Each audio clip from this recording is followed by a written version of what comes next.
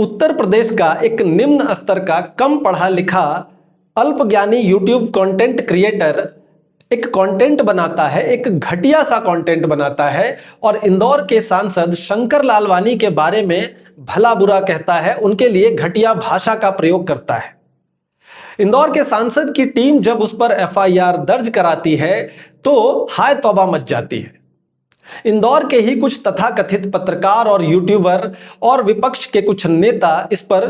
बवाल मचाने लग जाते हैं कि क्या अब सांसद से सवाल पूछने पर भी एफआईआर दर्ज होंगे।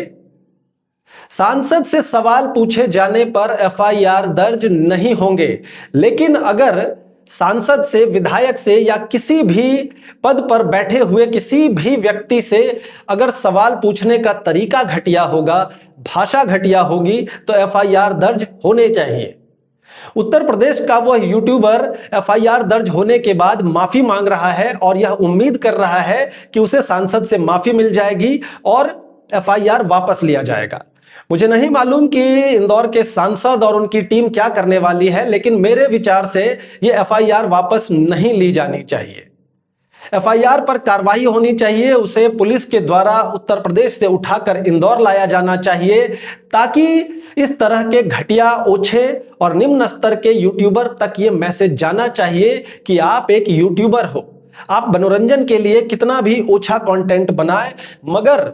किसी सांसद, किसी विधायक, किसी नेता के लिए इस तरह के घटिया शब्दों का प्रयोग करना गलत है। यह मैसेज हर उस यूट्यूबर तक पहुंचना चाहिए जो कि सीमाएं लांघ जाते हैं।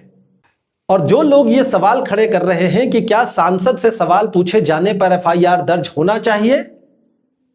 तो मैं उन्हें बताना चाहता हूं कि अगर इंदौर का कोई सांसद, कोई विधायक, कोई अन्य नेता,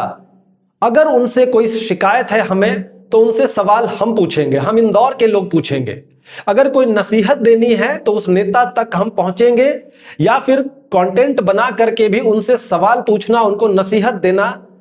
हम करेंगे। लेकिन अगर कोई उत्तर प्रदेश का कोई निम्न स्तर का कोई घटिया कंटेंट बनाकर अगर हमारे सांसद को कोई गालियां दे रहा है, तो उसके खिलाफ जो एफआईआर हुआ है उसके समर्थन में हमें खड़े होना चाहिए, ना कि अपने सांसद को, अपने किसी नेता को यह नसीहत दी जाए कि आप दिल बड़ा कीजिए और एफआईआर